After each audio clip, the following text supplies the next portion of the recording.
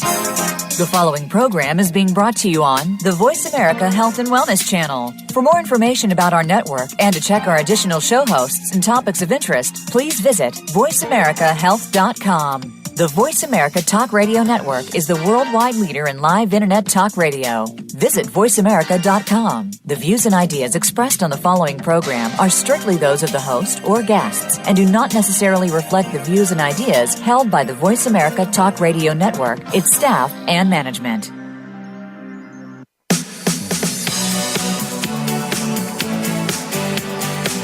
Welcome to Falling Through the Cracks. Feel alive and thrive with Dr. Rebecca Risk. Do you ever feel that even though nothing seems seriously wrong and you pass all the medical tests, that you still feel that your health, pain, and fatigue are completely out of control? It doesn't have to be that way. Listen to the tips and suggestions given on our program today and take back control of your health. Now, here is Dr. Rebecca Risk. Hi, everybody. Welcome to Falling Through the Cracks. Today we're talking with Mindy Haber. She is the author of Lyme Rage, and we're discussing that book today. So, Mindy, can you tell me what inspired you to write this book? Happening with my daughter, I might be able to help someone. And so that all those papers grew. But what happened as a result of me forming the book, the most important message I wanted to get out was that, there's hope, that people can get well, and there's hope. And I think, go ahead. That a person can get better. However, each person's experience is not necessarily the same. And we know that the earlier someone gets treated, that usually results in a better outcome. Second to wanting people to feel hopeful was that I wanted information to get out there about the various symptoms that can occur, in particular the neurological problems that manifest as psychiatric symptoms, manifesting in anxiety, depression, and rage. Well, I think that, it's important messages as Lyme is, not seen to cause a lot of those, and a lot of people do lose hope.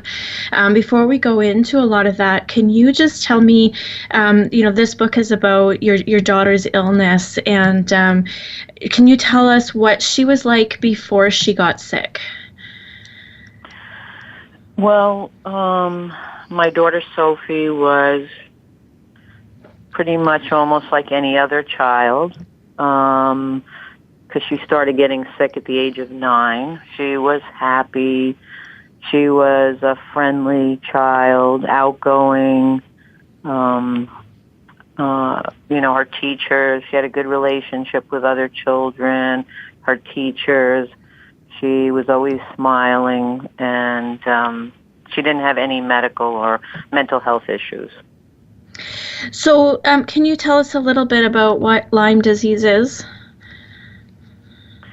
Well, Lyme disease is a bacterial illness caused by a spirochetal bacteria, and was identified as Borrelia burgdorferi by someone who had identified the bacteria. And usually people get it from a tick that has fed off of other animals. And the tick is the prime transmitter of the bacteria. So had your daughter received a tick bite at any point? Yes.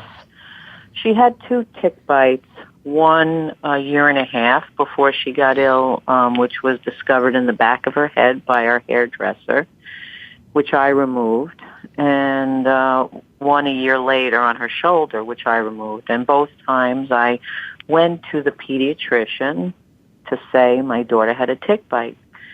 And the pediatrician, made me feel like there was really nothing to worry about. At that time, I knew nothing about Lyme disease. Very little, if anything. So did your daughter's symptoms start right after the tick bite, or did they develop a No. little bit later?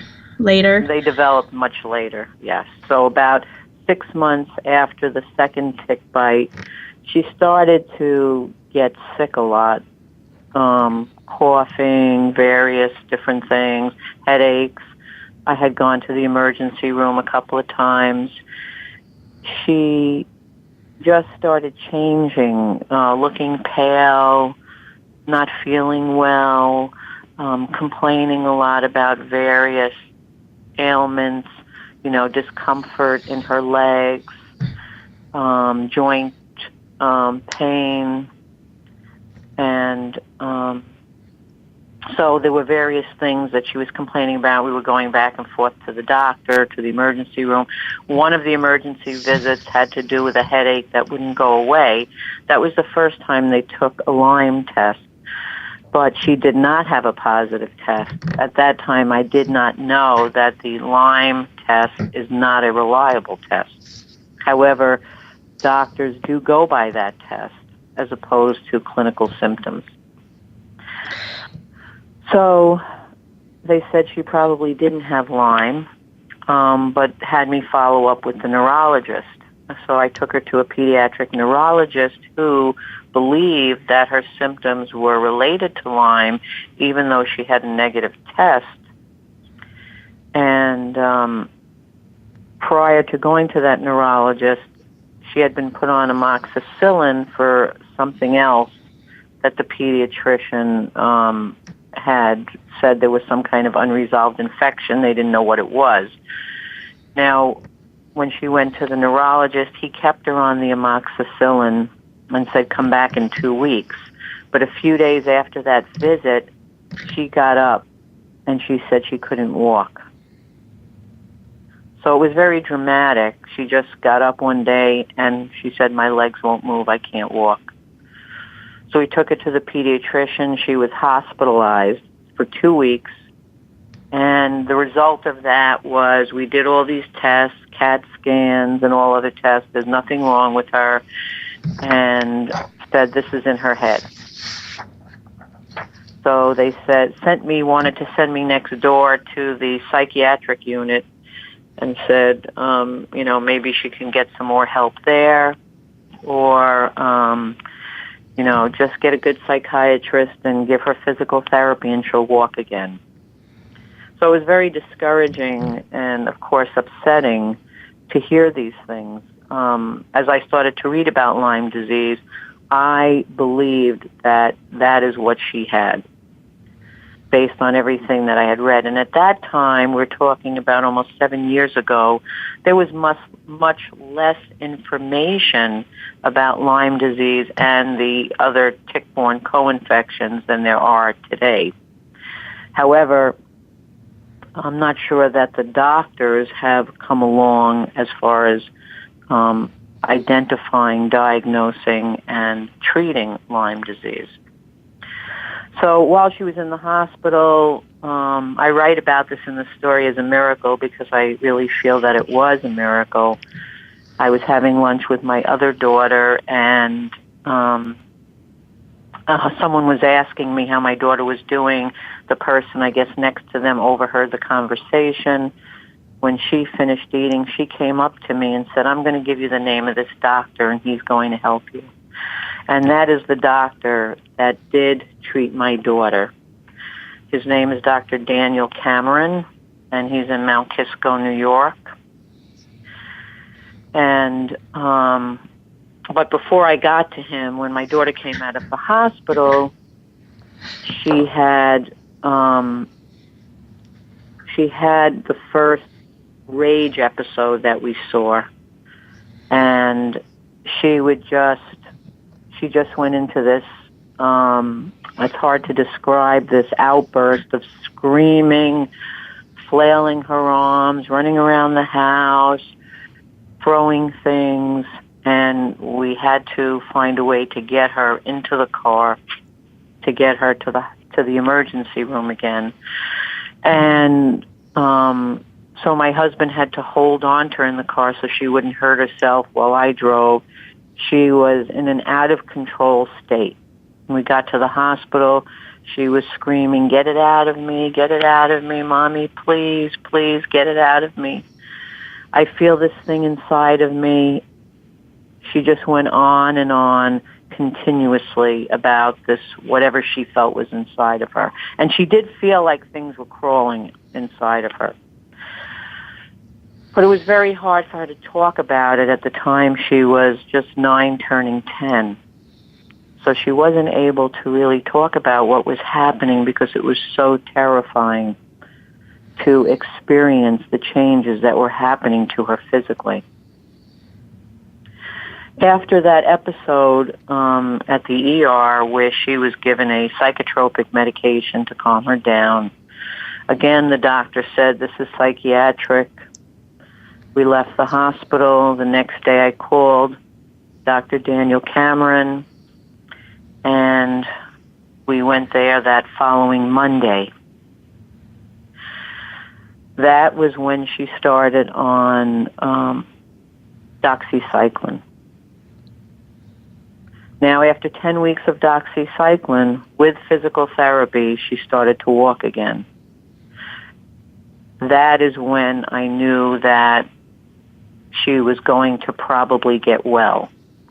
But I didn't know how long it would take or what I would have to do for her to get well. For my daughter, it was the most, for all of us it was frightening, but for her it was the most terrifying experience. I remember her first visit at his office. She was sitting in a wheelchair and she was rolling the wheelchair into the wall, telling him that he wasn't going to help her. He was going to be like all the rest of the doctors, that no one could help her. No one was ever going to help her, that she was going to be stuck in the wheelchair forever because no one was able to figure out what was wrong. And at the time, hearing her say that for me was, of course, as her mother, heartbreaking to hear your daughter feeling hopeless about her situation. And of course, 10 weeks later when she started walking again, she also felt like that was a miracle. However, she had a variety of symptoms, and the symptoms emerged at different times. So everything didn't happen all at once. Something would get a little better, and then something else would happen, or something else would come out. So sound sensitivity was another issue that she had, difficulty with loud noises, and a lot of physical pain and fatigue, tremendous fatigue. When she started going back to school, there was the goal to try to get her back to school. She was going a half a day. She would come home and she would just lay in bed, not being able to move. She was just so exhausted from what was happening to her body. And this is a common issue, and was also the hardest and most difficult part to overcome, meaning building back up her stamina.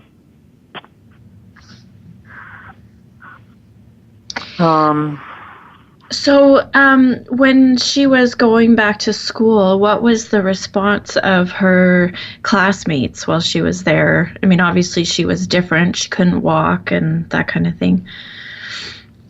Well, it was interesting. I think that her classmates presented as very empathetic towards her, seeing her in the wheelchair, wanting to be helpful. However, when she got out of the wheelchair, things changed, because there were times she would have to put her head down because she couldn't deal with the sound or the noises in the classroom, and she would have to lay her head down. And the other kids in the class, here you're with a bunch of fifth graders. And they're asking her, "What's wrong, Sophie? What's wrong? What's wrong?" And she had no way of explaining what was happening to her. Well, I think that's common even for adults. We're going to take a quick break, and we're going to talk about this more when we get back.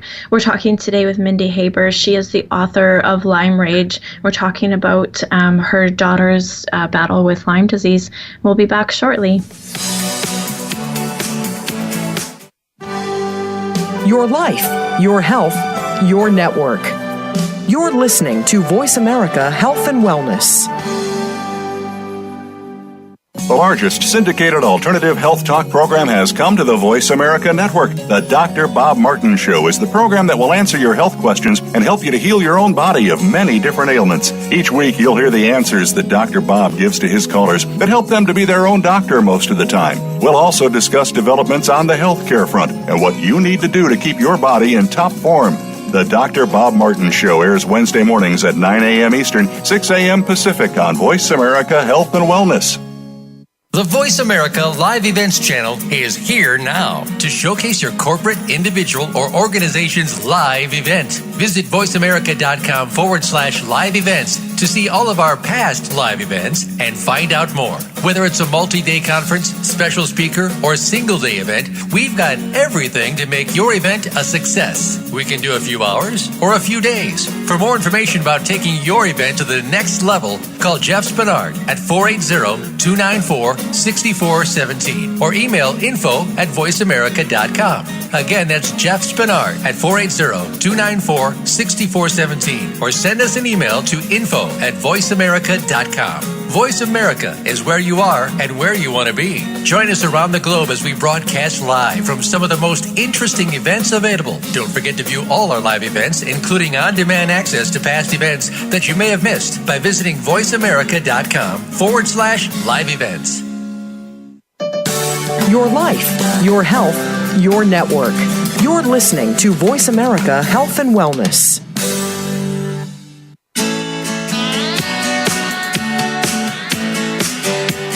You are listening to Falling Through the Cracks with your host, Dr. Rebecca Risk. To reach the program today, please call in to 1-866-472-5792. Again, that's 1-866-472-5792. You may also send an email directly to Dr. Risk. The email address is anantacalgary@gmail.com. Now, back to Falling Through the Cracks. Feel alive and thrive. Hi, everybody. Welcome back. We're talking today with Mindy Haber. She's the author of Lyme Rage. So, Mindy, when your daughter was diagnosed with Lyme, you talked before the break a little bit about this, but, you had a neurologist see he thought he had Lyme, and then she was hospitalized, and they said it was psychological. What do you think was happening there? I think that the thinking was, looking back at it, was if you did not have a positive test for Lyme disease, then you didn't have Lyme disease.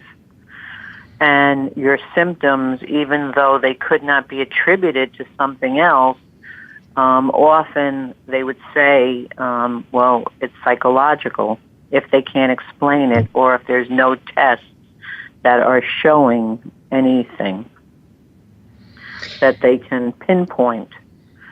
And the whole testing process is, even today, anyone you'll speak to who's, been dealing with this will tell you that, and the research supports this, the current testing protocol is not confirmatory for Lyme disease.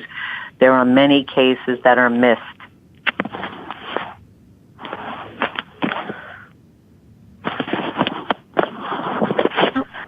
Many cases are missed.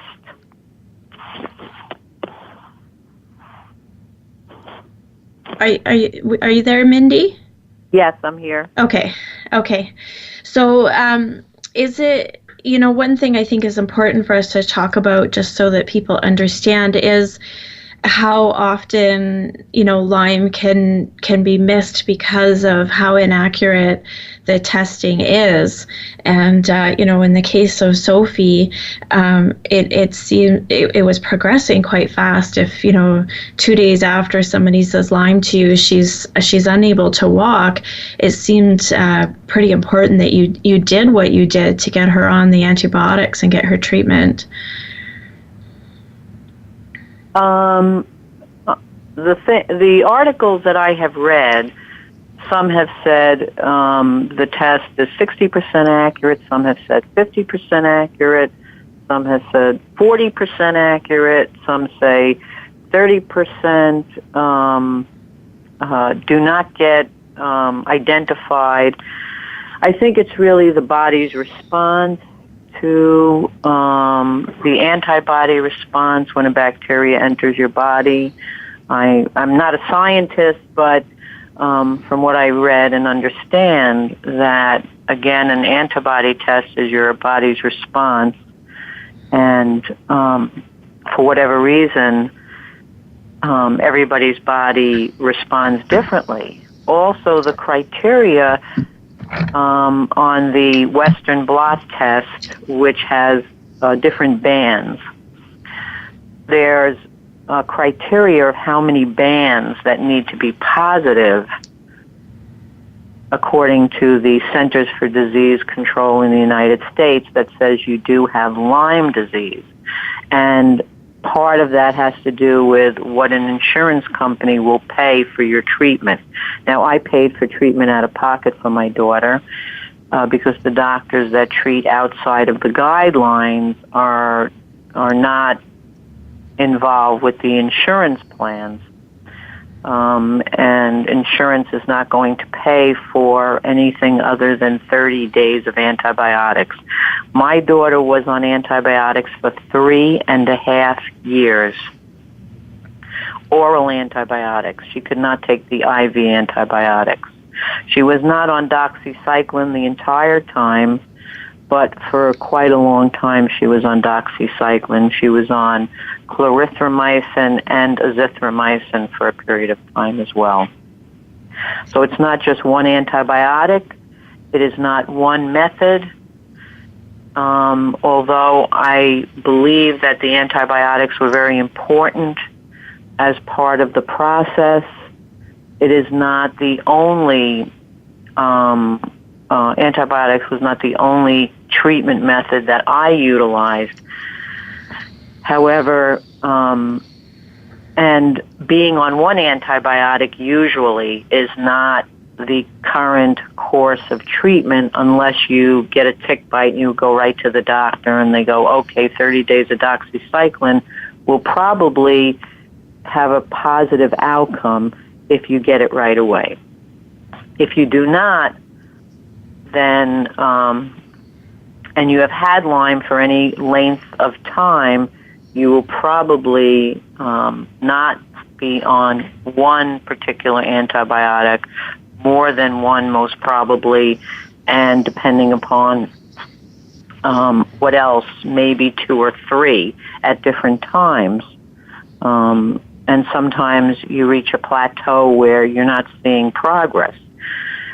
I think one of the difficulties is we want immediate results. We want to take a pill, we want to be on 10 days of antibiotics, and we're going to get well. This is an illness that is multisystemic, affects the entire body, and affects people in different ways. And it is a long recovery. There is nothing immediate. There are a lot of ups and downs. So you can be on by antibiotics and you could be doing pretty well, and then something else shows up or something else happens, and you feel like you're starting all over again. You're not really starting all over again. It's just that we are not used to being infected with bacteria that affect our bodies in this way. And so it makes it difficult for us to process and comprehend how to deal with. And I think one of the difficulties in the medical community is this denial of Lyme disease, the denial of chronic Lyme disease, the denial of Lyme disease beyond getting a tick bite and getting treated. You're told if you have symptoms beyond 30 days, it's not Lyme disease. And so this is one of the major problems that people have, and I think that we have to trust ourselves. If we know something's wrong, we have to educate ourselves. We have to learn about it, and we have to fight that. So what do you? Yeah, what do you think is happening? I mean, a lot of people aren't understanding that Lyme is such a political disease, and this is what you're touching on, where insurance won't cover more than 30 days, but Sophie was on 3.5 years of antibiotics and treatment. And how do you think this is affecting people overall, that they're not getting treatment? I think it's a tragedy. A tragedy that, there is a lot of research being done, but there's not enough being done on treatment, on making sure people have access to treatment, to make sure that people are being treated as long as they need to be treated to be symptom-free, and that we need to have a more integrated system of care where various practitioners are working together towards the outcome of getting a person well. Each person that's dealing with Lyme is left to themselves to figure out who they're going to see and which doctor, and not always, in all instances, do the doctors work together. So they're going to various specialists. The specialists may not be communicating with the primary care. And one of the reasons why I think the issue is political is because in the insurance management of Lyme disease, insurance companies operate on a cookie-cutter model. If you have this illness, you're going to get this treatment, you're going to be in the hospital these many days, and that's it. It is not an individualized system of care where your doctor has a relationship with you and says, okay, let's see how you do. Based on how you're doing is how we will tailor the treatment. So when you go to your doctor today, your doctor says, okay, we're going to call your insurance company and see what they're going to pay for. In Sophie's case, when you're going about treatment, when did you know that you needed to add more than the doxycycline? Well, one of the issues was this crawling sensation, which someone recommended that a vitamin B would help with that, and it actually did help with that. Again, it's a central nervous system attack. The bacteria is attacking the central nervous system, and so that was one thing that helped. So as each of the symptoms, certain symptoms were not going away, or they were more difficult to deal with, I started to look at other options. And as I read, one of the books that I read, Stephen Harrod Buhner's Healing Lyme Naturally, he talked about an herbal Lyme protocol that about 1.5 years into her treatment, I added to help her with the neurotoxin die-off. When the bacteria dies, it's my understanding that there is a release of neurotoxins, and then the body has to get rid of that waste. And so that's one of the complicated issues about the illness, in addition to the Herxheimer reaction, so that some treatment makes you feel worse. So how did that help Sophie? How did that change how she was feeling? Well, I think the herbals helped her with sleeping better, and helped her with assisting in her just general malaise on a daily basis. And so sometimes it's hard to see it because symptoms go up and down, but then over time you would look back and you would be able to say, okay, this was happening like every day. Now it's happening 3 times a week. So it was hard to see it as it was happening, but then you would start to see changes by looking back and saying, this isn't happening every day. But because it's so debilitating, it's very difficult to see progress, and that's what makes the illness very frustrating. I think that food and diet was a very important issue in her recovery. I think that there was a lot of work on her eating foods that had more dense nutrition, adding some other items, like a vitamin, nutritious protein powder to her food. I started making her a smoothie so that she would eat, kale and spinach and other dense, nutritious foods that she wouldn't normally eat. I mean, she was a kid just like most kids. They want to have pizza, chicken nuggets, things of that sort. And over time, her diet changed. Getting away from sugar was important. Having her understand and learn that food is also medicine. That she needs food to, help her with her brain. She had a lot of brain fog issues. She has some cognitive issues. And what she's left with is a cognitive processing delay. And what that means is she needs more time to process information. And that affects her schooling, and that also affects her, how she processes emotions. So if she gets injured or hurts herself or something emotional is happening, she has a very strong reaction. We would look at that. The average person would say, oh, she's overreacting to that situation.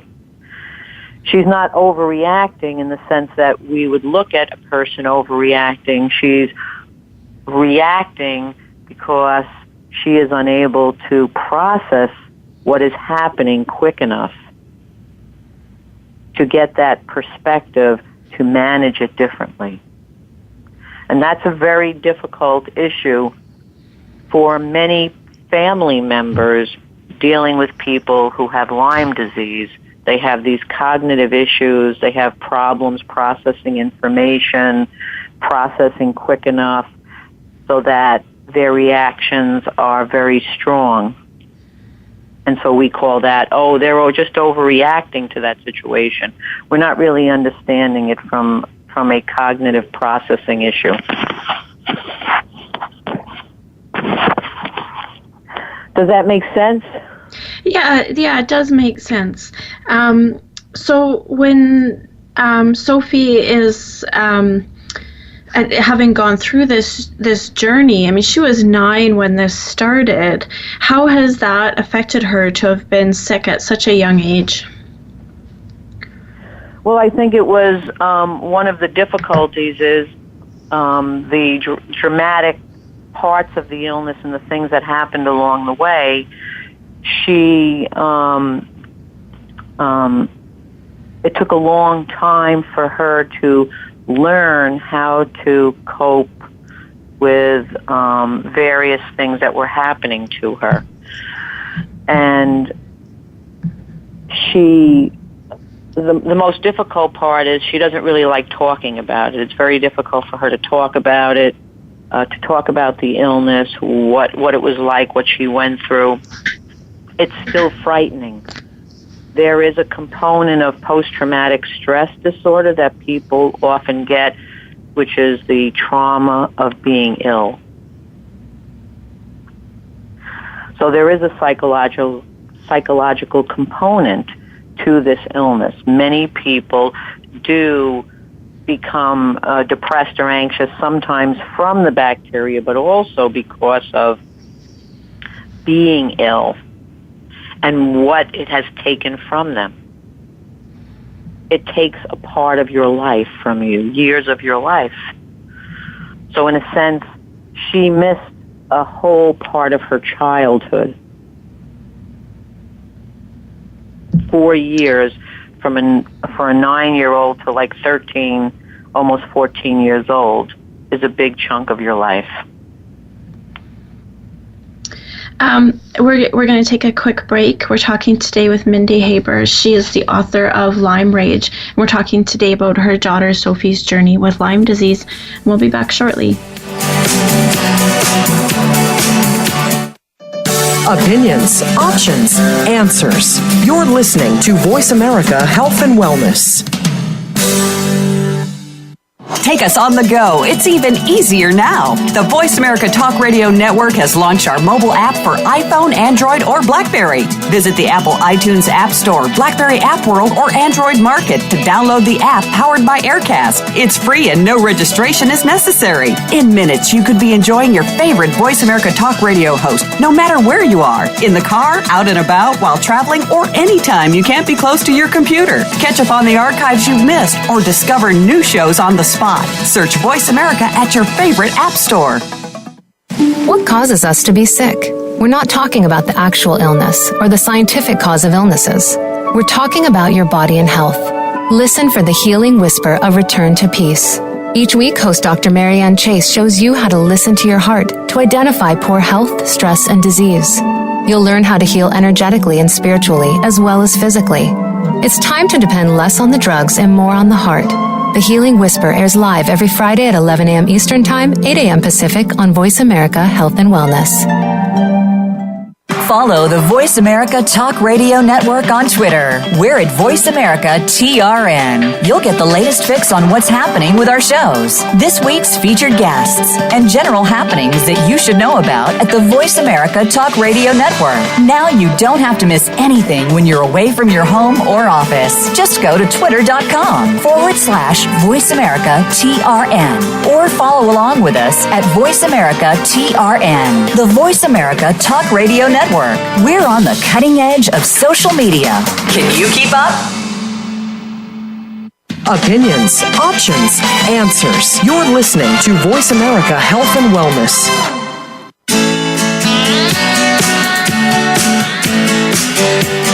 You are listening to Falling Through the Cracks with your host, Dr. Rebecca Risk. To reach the program today, please call in to 1-866-472-5792. Again, that's 1-866-472-5792. You may also send an email directly to Dr. Risk. The email address is anantacalgary@gmail.com. Now, back to Falling Through the Cracks. Feel alive and thrive. So, welcome back, everybody. Today we're talking with Mindy Haber. She's the author of Lyme Rage. So, Mindy, when Sophie was going through her illness, how were you feeling about everything? How was that affecting you? Well, it was quite scary for me. And one of the things that I had to do that was very difficult in my family was I have 2 older daughters. And one was in college at the time, and the other daughter was at home in high school. And I had to sit down with my family and have a family meeting. And what I told my family is that this is my job. I have to do everything to help Sophie get better. Everything that I do now has to be around her and this illness and doing things and changing things in our house and the way we live in some ways to help her get well. And of course, it was disruptive because I, was the person who came home and made dinner and, took care of the family and in a lot of different ways. And I had to say, well, you're all going to have to do a lot of things for yourself now. And so there was a lot of anger about that because I had to stop doing a lot of things so that I could put all my energy into what I was going to do to help her. And it was a difficult decision to do that, but it was more difficult to have to deal with some of the resistance and anger about why do we have to suffer like this? Why do we have to suffer because she has a problem? So I think that was very difficult because my husband and my other daughter that was home, they wanted to believe that it was all in her head. This was a made-up thing, and didn't want to recognize how ill she really was. And so this was a very frustrating issue. Of course, the way in which I handled it was I just made it clear continuously that that was the focus that I needed to take. And either you were on board with me, you were going to help and support that, or I was going to have to do it myself. And my husband, unfortunately, was unable to cope. His fear was so much greater. He was really unable to cope with what was happening. It was very difficult. And most people who have read my story can imagine how a person can deal with all of that on a continuous basis. And that's what it's like for most families. They are just other families that I've met also have the same experience. So that was a very difficult challenge because I had to, in some ways, detach from certain things in order to focus on her. And not only that, I was working at the time, and I was on the computer the rest of the time, researching and searching, reading articles, learning everything I possibly could about Lyme disease that I was able to learn, because I was always thinking, well, if this didn't work, what was I going to do next? If that didn't work, what was I going to do next? Looking for answers, searching for answers. I mean, today there are more treatments. There are a lot of what we consider alternative treatments that are very helpful to people suffering with Lyme disease. However, the longer you go untreated, the greater the likelihood that you could have permanent damage in certain areas. And I think that's a scary thought. My daughter being one person having this cognitive issue that has not been resolved. However, in going through all of those difficulties, it affected everybody in different ways, and some people have a greater capacity to cope with certain difficulties and challenges in life, and some people are not able to do that for whatever reason. I feel very lucky that I was able to continue fighting for her and with her, and that in spite of this one cognitive issue, that she is a fighter herself. She's someone who fights every day to be, as she says, normal. I just want to be a normal kid, Mom. I just want to be a normal kid. And so she currently takes dance. She dances about 10 hours a week after school. She also is on the golf team at the high school. And this is the first year that she participated in the dance competition team that you have to audition for. And last year, at the end of the year in dance, she got an award at the recital for the most improved artist working dancer. And she wants to feel like everybody else, every other kid, and be able to do what everybody else can do. And I can't blame her for that. And so she struggles. She really struggles to keep up that act. It's very difficult to do all of that, come home, have to do homework, keep up her grades. And she has been a very successful student. She's in, Sophie's in 11th grade. She's younger than her peer. She's in advanced classes, math and science. And although it hasn't affected her academic performance, she still has that processing issue. And, of course, she doesn't like to utilize her accommodation because, again, she just wants to feel like she's everybody else. Every limitation is a reminder of what happened. And so there's still a lot of fear associated with what happened. If she injures herself in some way, she's concerned, is something worse going to happen? So it's still a long process of feeling confident in yourself, feeling like you're going to be able to be well and stay well. That is a really big concern. Was there go ahead. Go ahead. Was there a time when your family did realize that Lyme is a component to this and come to accept the journey a little more than in the beginning? I think that very slowly. I think one of the issues when she left the hospital and she started walking again after being on the antibiotics, I think that was a sign that maybe she's going to get well. Maybe she really does have Lyme from the other people in the household.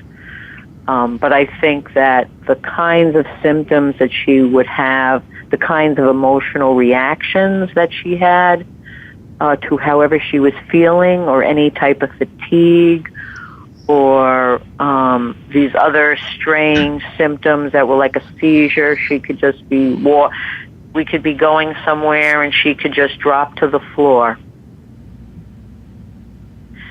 And these outbursts that were, just kicking and screaming, and it could happen at any time. There was a lot of unpredictability to it.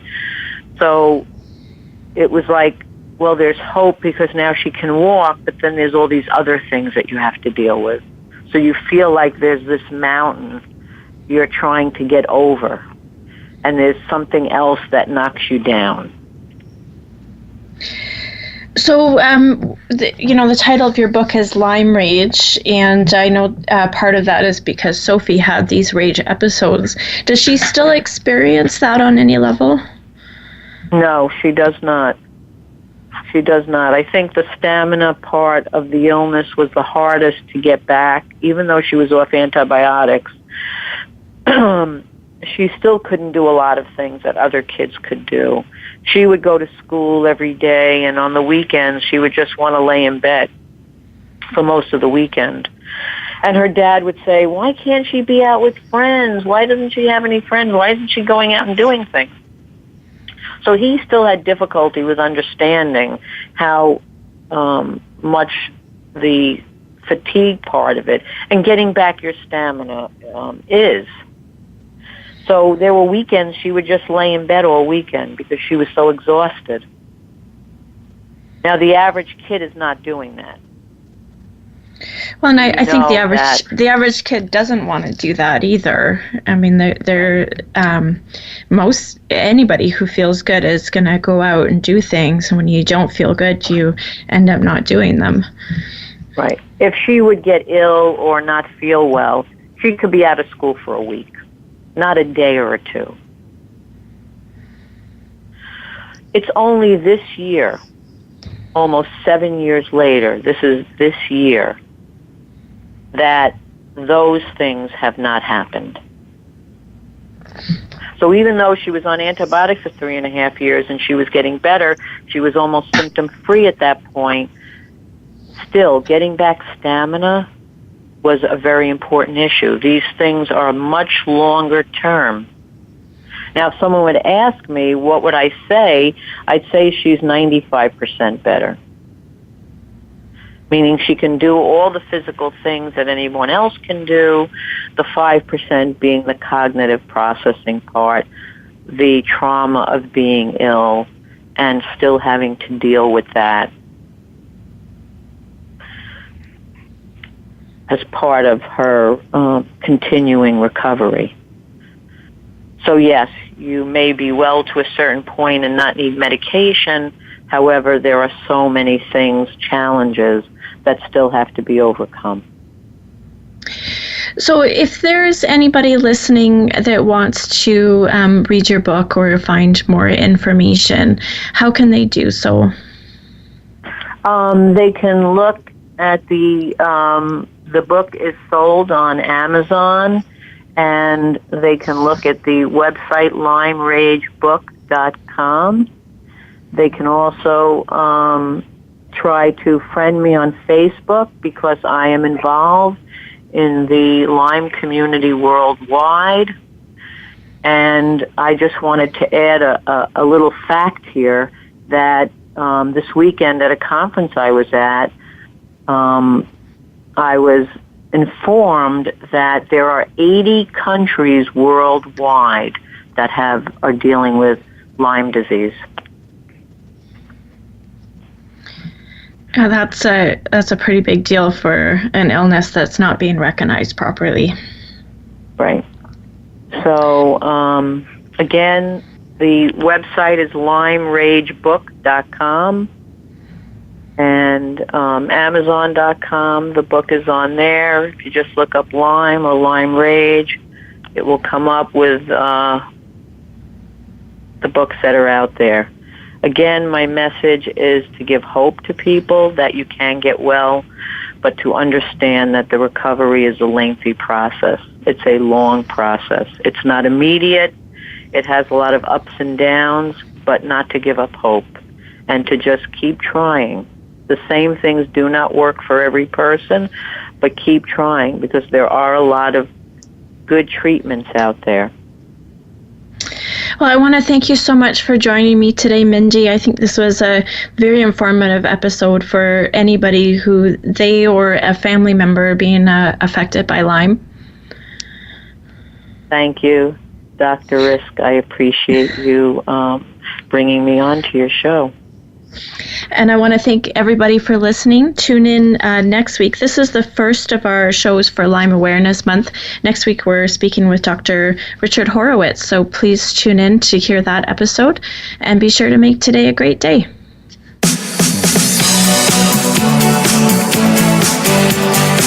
Thank you for tuning in to this week's edition of Falling Through the Cracks. Feel alive and thrive. Please join Dr. Rebecca Risk again next Monday at noon Eastern Time and 9 a.m. Pacific Time on the Voice America Health and Wellness channel. We'll talk more next week.